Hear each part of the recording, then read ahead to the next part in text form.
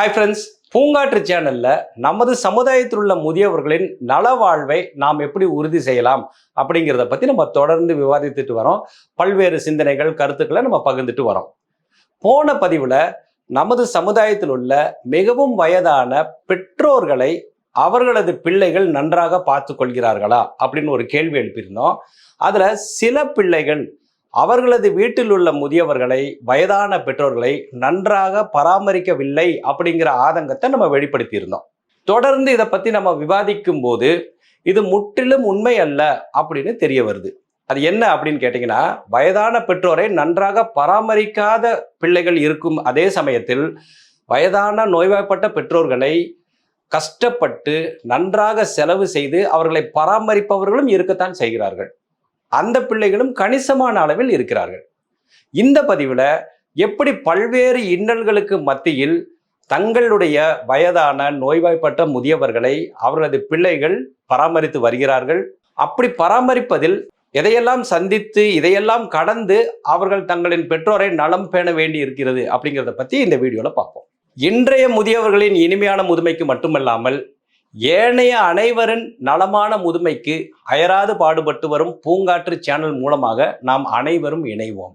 உடனடியாக பூங்காற்று யூடியூப் சேனலை சப்ஸ்கிரைப் செய்து அனைவரும் இணைந்து செயல்படுவோம். போன வீடியோல தங்களது பெற்றோர்களை நன்றாக பார்க்காமல் உதாசீனப்படுத்தும் பிள்ளைகள் பற்றி சில உதாரணங்களை நம்ம பேசியிருந்தோம்.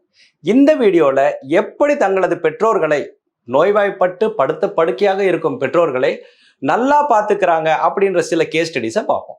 இப்போ எனக்கு தெரிந்து சென்னையின் மத்திய பகுதியில் ஒரு பெண் வசித்து வருகிறார். அவருக்கு இன்னும் திருமணமாகவில்லை, நடுத்தர வயது. அவங்களோட அம்மாவையும் அவங்க பார்த்துக்கிட்டாங்க. அதோட இல்லாம அவங்க உறவினர், வயதான ஒரு உறவினர் பெண்மணியும் அவங்க பார்த்துக்கிட்டாங்க. இந்த இரண்டு முதியவர்களும் ஒரே சமயத்துல நோய்வாய்ப்பட்டு படுத்த படுக்கையாக அந்த ஒரே வீட்டில் இருந்தாங்க. அவங்கள இந்த பெண் நல்ல முறையில் பராமரித்து வந்தார். எனக்கு இது நல்லா தெரியும். ஏன்னு கேட்டால் அவன் நிறைய தடவை எங்ககிட்ட பேசி டாக்டர் வேணும் இல்லை வேற உதவிகள் வேணும்னு ஃபோன் பண்ணி பேசுவாங்க. அவ்வளவு கண்ணும் கருத்துமாக அவங்க வீட்டு பெரியவங்களை அவங்க பார்த்துக்கிட்டாங்க.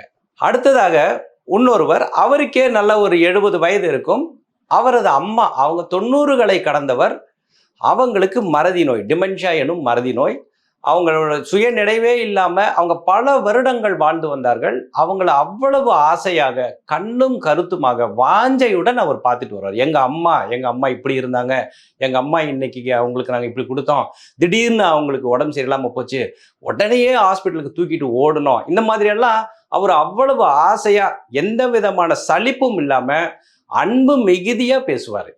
அடுத்ததாக வட மாநிலத்தை சேர்ந்த ஒரு நண்பர், அவர் அகமதாபாத்தில் அவர் வேலை செஞ்சுட்டு இருக்காரு. அவங்க பெற்றோர் பக்கத்தில் உள்ள மாநிலமான ராஜஸ்தான்ல இருக்காங்க. அம்மாவுக்கு ஸ்ட்ரோக், அந்த மாதிரியான பிரச்சனைகள். அப்பாவும் ரொம்ப வயதாகி விட்டது. இவர் என்ன பண்ணினார் அப்படின்னா, அகமதாபாத்தில் அவர் நடத்திட்டு இருந்த தொழிலை அப்படியே விட்டுட்டு அவங்க சொந்த ஊரான ராஜஸ்தானில் உள்ள உதய்பூருக்கு திரும்பி வந்தார். அவர்கிட்ட நான் அடிக்கடி பேசும்போது, இது உங்களுக்கு கஷ்டமா இல்லையா, அங்க உங்க தொழிலை பார்த்துட்டு இருந்தீங்க, ஒரு ஐடி நிறுவனத்தை வச்சு நடத்திக்கிட்டு இருந்தார், அங்க இருந்தீங்க, நல்லபடியா இருந்துட்டு இருந்தீங்க, இப்ப அப்பா அம்மாவோட வந்துட்டீங்களேன்னு. அப்பா அம்மா தாங்க முக்கியம், அவங்க இருக்கிற வரைக்கும் தான் அவங்கள நம்ம பார்த்துக்க முடியும், போனதுக்கு அப்புறம் வருத்தப்பட்டு என்ன அப்படின்னு சொன்னார். இந்த மாதிரி எண்ணில் அடங்காத உதாரணங்களை சொல்லிக்கிட்டே போகலாம். ஸோ எப்படி ஒரு சாரார் பெற்றோர்களை நன்றாக பராமரிக்கவில்லையோ அதைவிட அதிகமான பிள்ளைகள் அவர்களது பெற்றோரை நன்றாகவே பார்த்து கொண்டு வருகிறார்கள். ஆனா இது சுலபமான காரியமா? வயதான பெற்றோர்கள் வீட்டில் இருக்கவங்களுக்கு தெரியும், காலையில் என்ன நடக்கும்னு தெரியாது, மதியம் என்ன நடக்கும்னு தெரியாது, திடீர்னு அவங்களோட உடல்நலக்குறைவு ஏற்படும், மருத்துவரை தேடி ஓடணும், ஆஸ்பத்திரிக்கு போகணும், இப்படி சவால்கள் வந்துக்கிட்டே இருக்கும். தனது பெற்றோரை பராமரிக்கும் ஒருத்தர் சொன்னாரு, ஒரு போர்க்களம் போலவே வாழ்க்கை இருக்கும், எப்போ என்ன நடக்கும்னே சொல்ல முடியாது அப்படின்னு சொன்னாங்க. இவங்ககிட்ட எல்லாம் பேசும்போது நீங்கள் சந்திக்கும் சவால்கள் என்ன? உங்களுக்கு என்ன பொருளாதார பிரச்சனை இருக்கா, இல்ல நேரம், அதுல ஏதாவது பிரச்சனை இருக்கா, என்ன பிரச்சனை உங்களுக்கு அப்படின்னு அவங்ககிட்ட பேசும்போது எல்லோருமே குறிப்பாக சொன்னது 2 விஷயங்கள் தான்.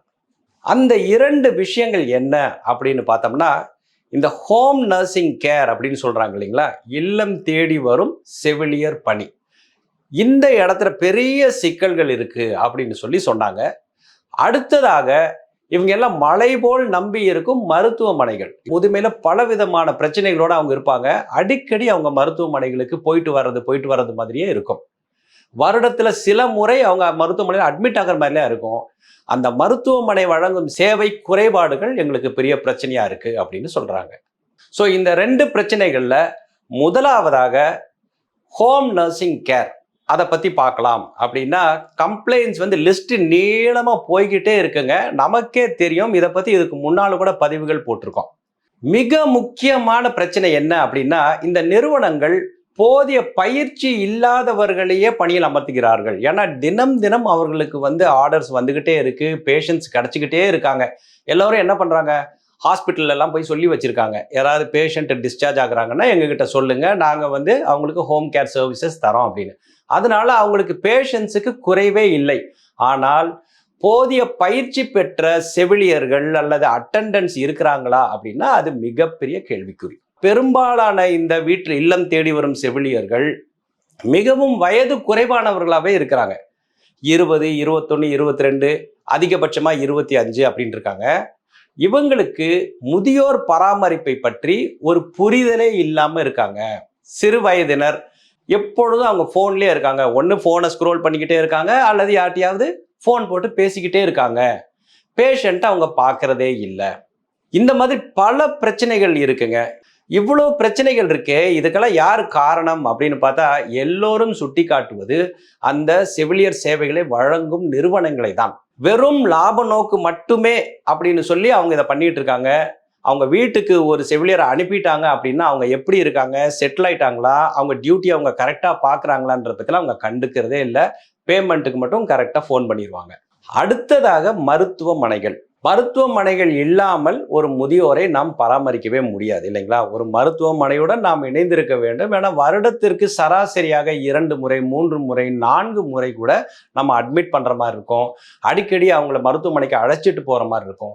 இப்படி நம் மலை போல் நம்பும் மருத்துவமனைகள் முதியோர் சேவைகளை செம்மையாக வழங்குகிறார்களா அப்படின்னு கேட்டா அது ஒரு பெரிய கேள்விக்குறிதான். இதுல ஆச்சரியமான ஒரு விஷயம் என்ன அப்படின்னா, எந்த ஒரு மருத்துவமனையை எடுத்துக்கிட்டீங்கன்னாலும் சராசரியாக 60 விழுக்காடுக்கு மேற்பட்ட நோயாளிகள் முதியவர்களாக தான் இருப்பார்கள். இப்படி பெரும்பாலும் முதியவர்களை கொண்டு நடத்தப்படும் மருத்துவமனைகள் முதியவர்களின் தேவைகளை புரிந்து கொள்ளாமல் இருக்கிறார்கள் அப்படிங்கிறதே இங்கே ரொம்ப சோகமான ஒரு விஷயம். இப்போ ஒரு வயதானவர் வராரு, நிறைய சந்தர்ப்பங்களில் தனியாக முதியவர்கள் வர்ற மாதிரி எல்லாம் இருக்கு. அந்த மாதிரி நேரத்தில் அவங்ககிட்ட அனுசரணையாக பேசி அவங்க தேவை அறிந்து அவங்களுக்கு உதவுவது இல்லை. அடுத்த ஒரு முக்கியமான பிரச்சனை என்ன அப்படின்னு பார்த்தீங்கன்னா, இந்த குடியிருப்பு பகுதிகள் இருக்கு இல்லைங்களா, நாம் வாழும் பகுதியில் உள்ள சிறு மருத்துவமனைகள், 50 பெட்டட் ஹாஸ்பிட்டல், 30 படுக்கை வசதிகளுடன் உள்ள சிறிய மருத்துவமனைகளில் அவசர சிகிச்சை பிரிவுகள் நிறைய இடங்கள்ல இல்லாம தான் இருக்கு. நம்ம வீட்டு பக்கத்துல திடீர்னு நம்ம வீட்டு பெரியவங்க விழுந்துட்டாங்க, இல்லை திடீர்னு ஒரு ஸ்ட்ரோக் அப்படின்னு வந்துருச்சுன்னா நம்ம பக்கத்துல உள்ள மருத்துவமனைக்கு தான் நம்ம உடனடியாக அழைத்து செல்ல வேண்டும். இப்ப சமீபத்துல கூட ஒரு அரசியல் பிரமுகருக்கு இப்படி ஒரு பிரச்சனை ஏற்பட்டது. அவருக்கு ஸ்ட்ரோக் அப்படின்னு வரும்போது பெரிய மருத்துவமனைக்கு கூட்டிட்டு போகலாம் அப்படின்னு இவங்க திட்டம் போடும்போது அங்கே இருந்த ஒரு மருத்துவர் அருகில் உள்ள மருத்துவமனைக்கு நம்ம கூட்டிட்டு போய் முதல்ல அவருக்கு வேண்டிய ஃபர்ஸ்ட் எய்டை கொடுத்துட்டு அப்புறம் எடுத்துட்டு போகலாம் அப்படின்ற விஷயம் நம்ம எல்லோருக்கும் தெரிஞ்சிருக்கும். இந்த மாதிரியான ஒரு வசதி நிறைய குடியிருப்பு பகுதிகளில் இல்லாமல் இருக்கிறது. அங்கங்கே உள்ள மருத்துவமனைகள் இந்த அவசர சிகிச்சைகளை வழங்க வேண்டும். நைட் டியூட்டி டாக்டர்ஸ் கூட நிறைய இடத்துல இருக்க மாட்டாங்க. இன்னொரு பெரிய பிரச்சனை இவங்க என்ன சொல்றாங்க அப்படின்னா, நைட்டு திடீர்னு ஒரு பிரச்சனை ஆயிடுச்சுன்னு சொல்லி நம்ம ஆம்புலன்ஸை கூப்பிடுறோம் அப்படின்னா, பெரிய மருத்துவமனைகளிலிருந்து வர்ற ஆம்புலன்ஸ்ல மட்டும் அல்லது 108லேருந்து வர்ற ஆம்புலன்ஸ்ல மட்டும்தான் எல்லா விதமான வசதிகளும் பயிற்சி பெற்ற பணியாளர்களும் இருக்கிறாங்க. வேற தனியார் ஆம்புலன்ஸ் எல்லாம் வரும்போது ரொம்ப ஏனோதானான் இருக்கு அப்படின்னு. இப்ப நானே கூட பார்த்துருக்கேன். ஒரு முறை ஒருத்தங்க வீட்டுக்கு ஒரு தனியார் ஆம்புலன்ஸ் வந்தது. அவங்க அந்த ஸ்ட்ரெச்சர்ல அந்த ஹார்னஸ்ன்னு சொல்றாங்க இல்லைங்களா, அந்த போட்டு கட்டி வைக்கிறது அது கூட இல்லாம அப்படி சாதாரண ஸ்ட்ரெச்சரை தூக்கிக்கிட்டு ஒருத்தங்க வந்தாங்க. மாடியிலிருந்து அந்த பெரியவரை கொண்டுட்டு வரும்போது அவர் அப்படியே சரிந்து கீழே விட பார்த்தார். இந்த மாதிரியான அவலங்கள் நடந்து கொண்டிருக்கின்றன. இப்படி வயது முதிர்ந்து நோய்வாய்ப்பட்டுள்ள முதியவர்களுக்கு தேவைப்படும் அத்தியாவசியமான சேவைகள் இவ்வளவு கவலைக்கிடமாக இருக்கும்போது அவர்களது பிள்ளைகளால் எப்படி அவங்கள நன்றாக பார்த்து கொள்ள முடியும்? எவ்வளவு பணமானாலும் பரவாயில்ல, எவ்வளவு டைம் ஆனாலும் பரவாயில்ல, அதெல்லாம் தர நாங்க ரெடியா இருக்கோம். ஆனா மருத்துவ சேவைகள் அந்தந்த நிறுவனங்கள், அந்தந்த சேவையாளர்கள் தானே தரணும். எங்கனால என்ன பண்ண முடியும்? ஆனா அவங்களோட நிலைமை இப்படி இருக்கு அப்படின்னு அவங்க எல்லோருமே சொல்றாங்க. இப்படிப்பட்ட ஒரு சூழ்நிலையில இந்த முக்கியமான 2 பிரச்சனைகளை சரி செய்ய ஒரு சமுதாயமாக நாம் என்னென்ன செய்ய வேண்டும் அப்படிங்கிறத பார்க்கலாம். முதலாவதாக, இல்லங்களில் சேவை தரும் செவிலியர் நிறுவனங்கள். இவங்க நெறிப்படுத்தப்படாமல் இருக்கின்றார்கள். இந்த பெரும்பாலான இந்த செவிலியர் நிறுவனங்கள் முறையாக எங்கேயும் பதிவு செய்யப்படாமலேயே இயங்கி வருகிறார்கள். அவங்க எங்கேயும் பதிவே பண்ணல அப்படின்னா எப்படி அவங்கள நெறிப்படுத்த முடியும்? அரசாங்கம் இதில் உடனடியாக தலையிட்டு இந்த மாதிரியான செவிலியர் நிறுவனங்களை நெறிப்படுத்த வேண்டும்.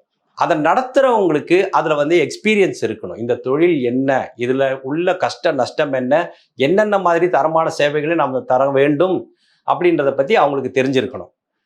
அடுத்ததாக, அவங்க பணியில் அமர்த்தும் அந்த செவிலியர்கள் இருக்காங்க இல்லைங்களா, அவங்களுக்கு முறையான பயிற்சி இருக்கணும். ஏதோ ஒரு பேப்பர்ல ஒரு சர்டிபிகேட்டை எங்கிருந்தோ கொண்டுட்டு வந்துடுறாங்க. அவங்களுக்கு எதுவுமே தெரியாது. ஒரு மருந்து மாத்திரையோட பேர் என்னன்னு கூட தெரியாது. அப்படி இருக்கும்போது அவங்க எப்படி சரியான மாத்திரைகளை அந்த முதியோர்களுக்கு கொடுக்க முடியும்? அடுத்ததாக எல்லோரும் சொல்லுவது என்ன அப்படின்னா, அந்த கட்டண கொள்ளை.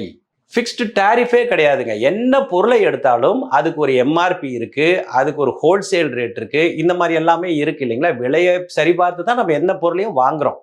ஆனால் இந்த செவிலியர் பணிகளுக்கு அவங்க சொன்னதுதான் கட்டணம். எல்லாத்தை விட ரொம்ப முக்கியமா, ஏதாவது ஒரு பிரச்சனை அப்படின்னு வந்துருச்சுன்னா அதை யாருக்கிட்ட போய் சொல்றது? அந்த கிரீவன்ஸ் ரிட்ரஸல் மெக்கானிசம் அப்படிங்கிறதே இல்லை. இவ்வளவு பிரச்சனைகளுடன் செயல்பட்டு வரும் இந்த செவிலியர், இல்லத்தில் சேவை புரியும் செவிலியர் நிறுவனங்களை அரசாங்கம் உடனடியாக தலையிட்டு சரி செய்ய வேண்டும். அடுத்ததாக, மருத்துவமனைகள். நாம் முன்பே குறிப்பிட்டது போல 60% மேலான நோயாளிகள் எல்லா மருத்துவமனைகளிலும் முதியவர்களே. ஆனா அங்க பணிபுரிபவர்களுக்கு முதியோர்களை எப்படி கையாள வேண்டும் அப்படிங்கிற பிரத்யேகமான பயிற்சி இருக்கா அப்படின்னு கேட்டா இல்லை. மருத்துவர்களுக்கே கூட இல்லாமல் இருக்கலாம். நம் பொது மருத்துவர் மற்றும் ஸ்பெஷலிஸ்ட் எல்லாம் இருக்கிறோம் இல்லைங்களா. முதியோர் நல மருத்துவர்கள் முதியோர்களை எப்படி கையாள வேண்டும் அப்படின்னு சொல்லி சிறப்பு பயிற்சி எடுத்தவர்கள். ஆனால் மற்ற மருத்துவர்கள், பொது மருத்துவர்களா இருக்கட்டும் அல்லது சிறப்பு மருத்துவர்களா இருக்கட்டும், உயர் சிறப்பு மருத்துவர்களா இருக்கட்டும், இவங்களுக்கு அந்த ஜீரியாட்ரிக்ல ட்ரைனிங் இல்லை. ஸோ மருத்துவமனைகள் மற்றும் மருத்துவர்கள் தாங்களாக முன் வந்து அவங்க ஸ்டாஃபுக்கு முதியோர்களை எப்படி கையாள வேண்டும், முதியோர்களின் பிரச்சனைகள், பிரத்யேகமான பிரச்சனைகள் என்னென்ன அப்படின்றதெல்லாம் சொல்லி அவங்கள ஹேண்டில் பண்றதுக்கான ட்ரைனிங்கை கொடுக்கணும். அடுத்ததாக, குடியிருப்பு பகுதிகளில் உள்ள மருத்துவமனைகளில் கட்டாயமாக இந்த அவசர சிகிச்சை பிரிவுகளை அவங்க உருவாக்கி வைக்க வேண்டும். 24/7 24 மணி நேரமும் மருத்துவர்கள் அங்கே இருக்க வேண்டும். இதற்கான ஏற்பாடுகளை அனைத்து மருத்துவமனைகளும் செய்ய வேண்டும். பகல் நேரங்களில் மட்டும் அனைத்து விதமான சேவைகளும் எங்கள் மருத்துவமனையில் கிடைக்கும். இரவு நேரங்கள் அல்லது அதிகாலை நேரங்களில் அவசர சிகிச்சை போன்ற சேவைகள் கிடைக்காது அப்படின்னு சொல்றது நியாயமா? அடுத்ததாக, இன்னொரு முக்கியமான பிரச்சனை என்ன அப்படின்னு கேட்டீங்கன்னா, இன்னைக்கு பக்கவாதம், ஸ்ட்ரோக்கு, இந்த மாதிரியான பிரச்சனைகள் நிறைய இருக்கு. நீக்கமற எல்லா பகுதிகளிலும் வந்துட்டு இருக்கு. தினம் தினம் பலர் பக்கவாதத்தால் பாதிக்கப்பட்டு மருத்துவமனைகளில் அட்மிட் செய்யப்படுகிறார்கள். மருத்துவமனையிலும் அவங்களுக்கு நல்ல முறையில் சிகிச்சை கொடுத்து அவங்கள டிஸ்சார்ஜ் பண்றாங்க. இந்த இடத்துல தான் ஒரு பிரச்சனை இருக்கு. அவங்கள டிஸ்சார்ஜ் பண்ணும்போது பெரும்பாலான பக்கவாதத்தால் பாதிக்கப்பட்டவர்கள் எழுந்து நடமாடும் நிலையில் இல்லை. அவங்க அப்பமும் பாதி அளவுக்கு தான் சரியா இருப்பாங்க. இன்னும் பாதி சிகிச்சை இருக்கு. அந்த ரீஹபிலிட்டேஷன் சென்டர்ஸ் அப்படிங்கிறது 1, 2 தான் சென்னை போன்ற பெரிய நகரங்கள்லயே இருக்கு. இந்த சிறிய மருத்துவமனைகள்லாம் ஒன்று சேர்ந்து ஒரு கோஆபரேட்டிவ் மாதிரி ஃபார்ம் பண்ணி அந்தந்த பகுதிகளில் இந்த மாதிரி ரீஹாப் சென்டர்ஸை உருவாக்கலாம் இல்லையா? என்ன இல்லை இந்த மருத்துவமனைகளிடம்? பொருளாதார வசதி இல்லையா, இல்லை தொழில் நிபுணத்துவம் இல்லையா? இப்படி எல்லா வசதிகளும் இருந்து இப்படி ஒரு முக்கியமான ஒரு சேவையை மருத்துவமனைகள் தனியாகவோ இணைந்து வழங்காததோ ஒரு மிக பெரும் குறையாகவே இருக்கிறது. என்ன ஆனாலும் அவங்க உங்க பேஷண்ட்ஸ் தானே, உங்களை நம்பி தான் வந்திருக்காங்க, நீங்க தான் அவங்கள ட்ரீட்மெண்ட் கொடுத்துருக்கீங்க. ஆனா அவங்க முழுமையாக குணம் பெறவில்லை. அப்போ அவங்க டிஸ்சார்ஜ் ஆகி போனதுக்கு அப்புறம் அவங்களுக்கு கிடைக்க வேண்டிய சேவைகளை உறுதி செய்வது மருத்துவமனைகளின் கடமையாகும்.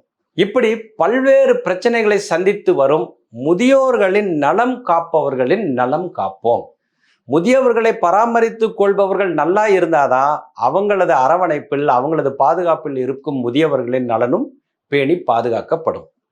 இந்த வீடியோவில் நான் பேசிய விஷயங்கள் நீங்கள் எல்லோருமே பார்த்ததாவே இருக்கும். உங்கள் எல்லோருக்குமே தனிப்பட்ட அனுபவங்கள் இருக்கும். உங்கள் வீட்டு பெரியவர்களை பராமரிப்பதில் நீங்கள் சந்தித்த சவால்கள் என்ன?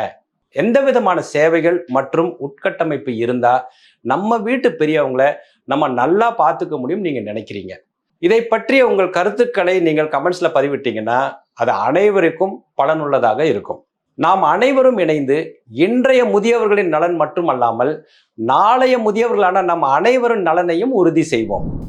அனைவருக்கும் இனிமையான முதுமை என்ற ஒற்றை குறிக்கோளுடன் தொடர்ந்து செயல்பட்டு வரும் பூங்காற்று யூடியூப் சேனலை உடனே சப்ஸ்கிரைப் செய்து இந்த சேனலை உங்கள் நண்பர்களுடன் பகிர்ந்து எங்களுக்கு உங்களது நல்ல ஆதரவினை தாருங்கள். பூங்காற்று, இது நாளைய நல்வாழ்விற்கான வழிகாட்டு.